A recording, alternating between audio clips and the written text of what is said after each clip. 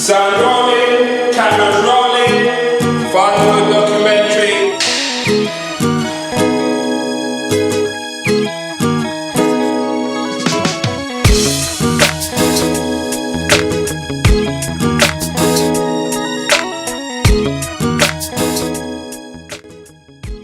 The most important thing, I think, is being open and actually not being regimented in your approach to say this is how it should be, you must do this, you must do that, and to let them be free to grow, not to be restrictive on their growth. I believe that my children are more grown than myself, and if I was to restrict them, that would just be limited.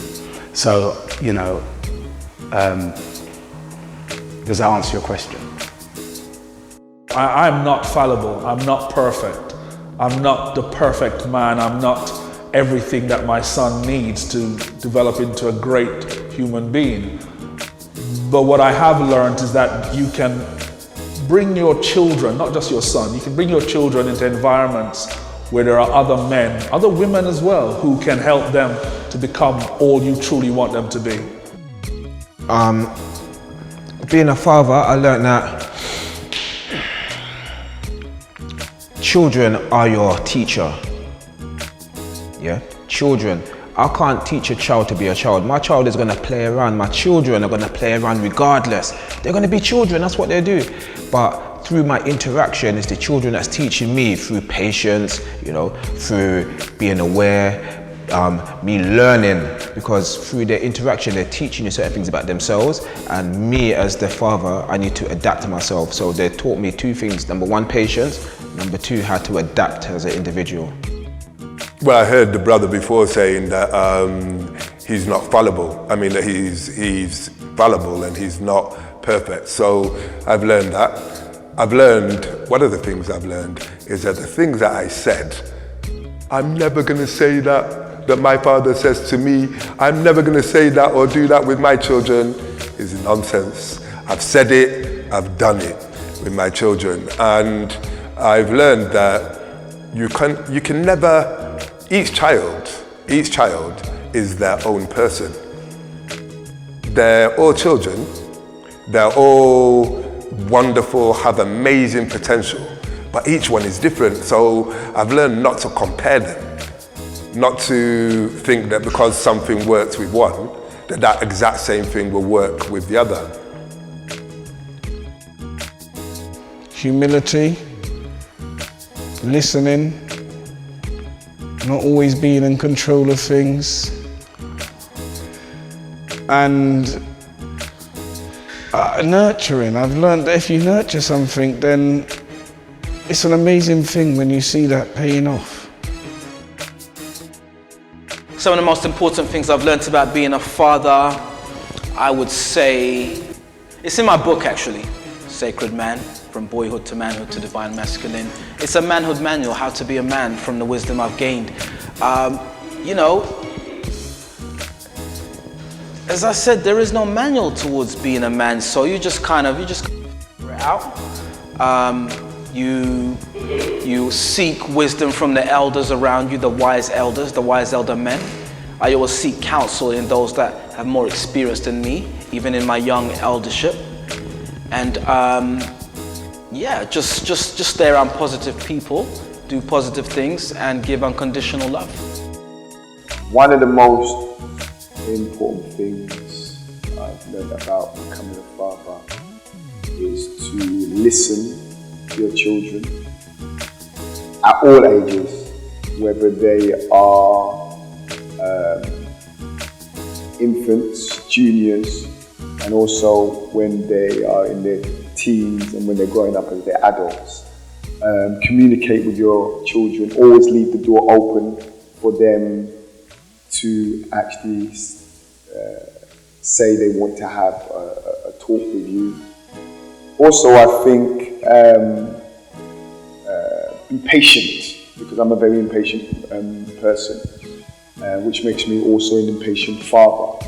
So be patient with your children because you was young once as well. think you have to be flexible when it comes to your children, and also relationships with people around your children. You have to be, I think it's like anything else, you have to invest yourself in it.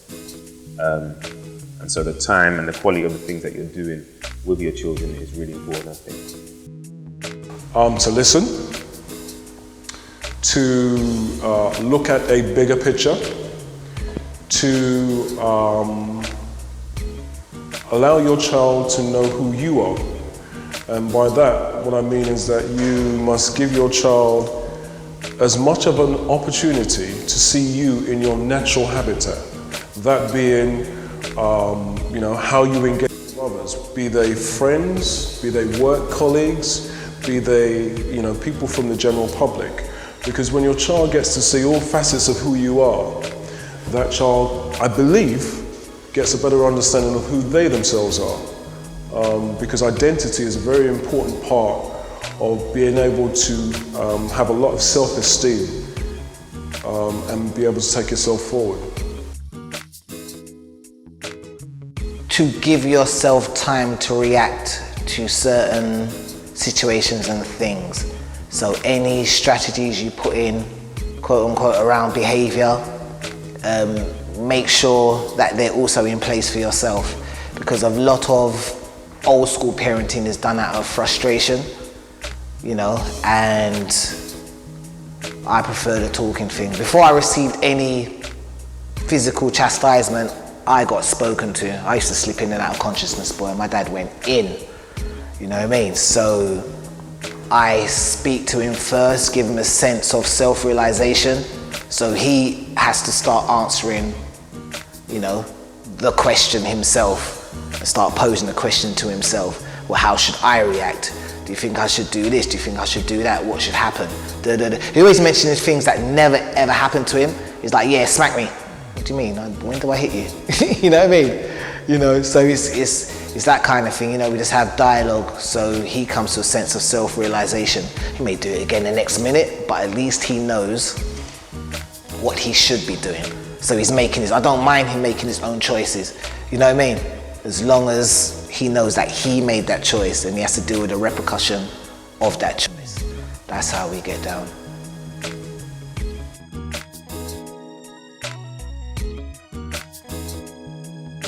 Listen to my parents.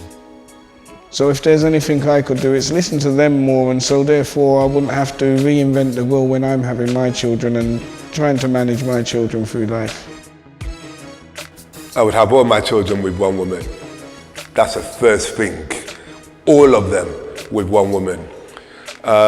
Also, I would listen to some of the things that my parents and my ancestral heritage talks about, because I'm from Nigeria, I'm Yoruba, and in a Yoruba tradition, you wouldn't just go and marry or have a child with a woman without your parents knowing the woman first, and without gaining advice from elders about the character of the person that you're with. Because if I'd had advice from elders about the character of the woman that I was with, particularly for my first child, I probably wouldn't even have had a relationship with her, actually, never mind children. If I could start everything again, I'll get the hell out of this country. I'll get the hell out of Dodge.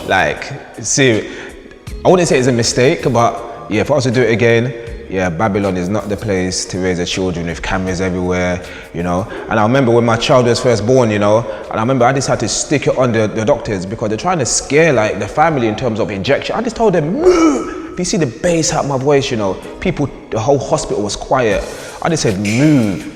And that one word meant so much, because I already told him we got our plan. He said no injections, no this, no that, So we was very careful in terms of the environment that we want our child in. So why would you want to now come and challenge what I've already said? Nonsense, So yeah, it's all of that. Yeah, it's all of the philosophies that they come with, and also the lack of sun and food, having to pay £2 for a mango. When I got back home, the mango's free. So those things, it just hurts my heart, my family from Dominica, you know, the best mango you can get in Dominica is called a Julie mango. They're very small and very sweet, you know, very succulent. In this country, £1.79 for one Julie mango. No, so yeah, it would have to be taking them out of this country, into the motherland or the Caribbean, where they're around people like them, and you know, it's more suitable for their development. So yeah, extraction straight away. I don't know. I'm not one who believes you can do things differently, because I'm not upset with the outcome. You know, where we are, I'm pretty comfortable with the outcome. If I could change one thing, it would be that I would ensure that he and I grew up in the same house. He grew up in the same house with me and his mother. You know, we had our differences, but I still think for children, two parents in a household is always going to be better. I think I would definitely have my finance correct first. So I don't have to almost scramble around for it. I'd also make sure that I planned for my children. That helps. That helps. Yeah, those two things. If I could start parenting all over again, the one thing that I would like to do more with my children is spend more time with them.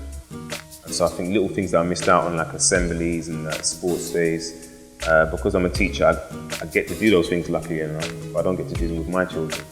And I think that's something that I've missed out on. And I would definitely like to be able to find time to do those things with my children and just spend more time with them and be around. That is a very, very good question. I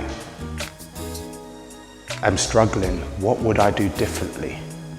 I'm actually struggling because it is what it is. It is what it is and it's perfect. What? No, I don't think, I can't, I'm struggling on that one. I'm sorry. I would teach them a lot of things from a very early age, because children's brains are like sponges, and I would just teach them simple stuff to get dressed by yourself, do this, do that, ride a bike.